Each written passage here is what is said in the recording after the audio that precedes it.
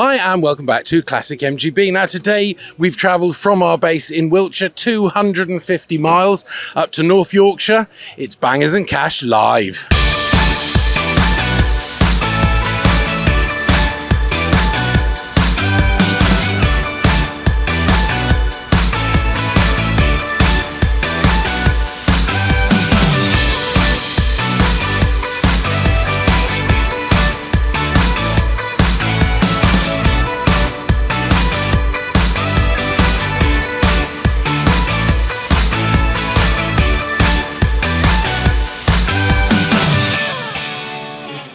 Well, I've managed to catch up with Toby Foster. Now, a lot of people don't know what Toby looks like, but if you watch Bangers&Cash, you're sure to know what he sounds like. Toby, you are the voice of Bangers&Cash. Tell me how you got involved.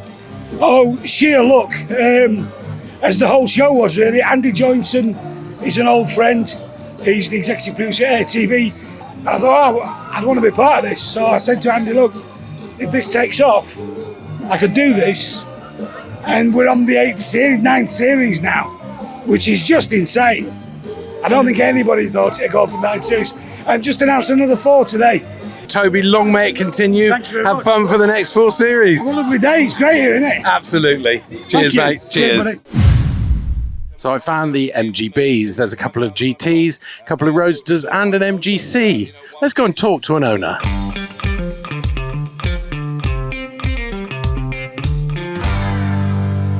I've got Dave and Jane with me, who've got this lovely yellow black bumper MGB. So, Jane, tell me about the car.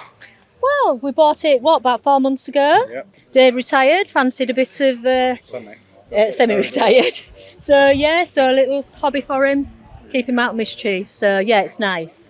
So why did you buy an MGB? What's so special about the MGB?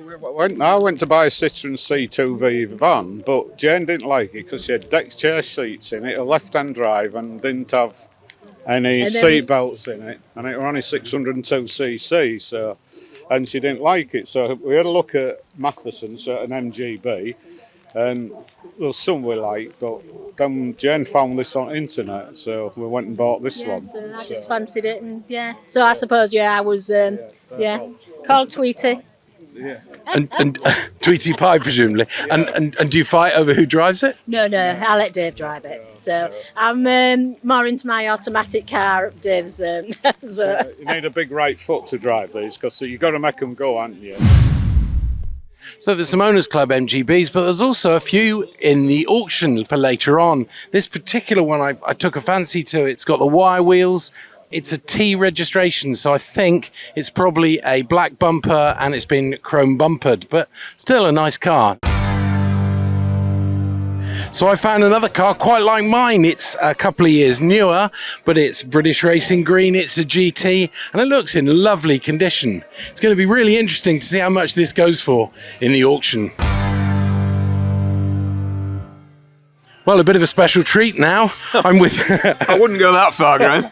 I'm with John Anderson, the lead camera. John, tell me about the series. Yeah, well, that's very kind of you. Well, they put me down as series camera director. So the interesting thing about Bangers&Cash is that we just literally follow what the Mathewsons do. So unlike a lot of other television programmes that I've worked on over my 30 years behind the camera, this is just following what they do. So that makes it difficult for us, because we're having to try and keep up with them and sort of, as it's been called, we're herding cats.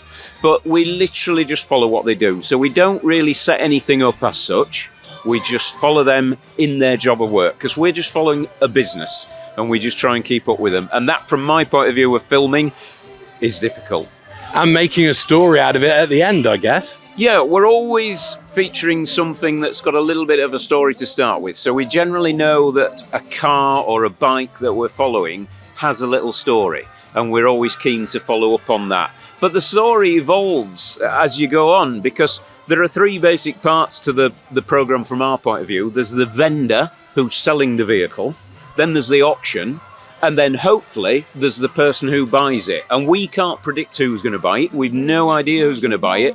But hopefully that person will then allow us to come and film with them when they bought the car.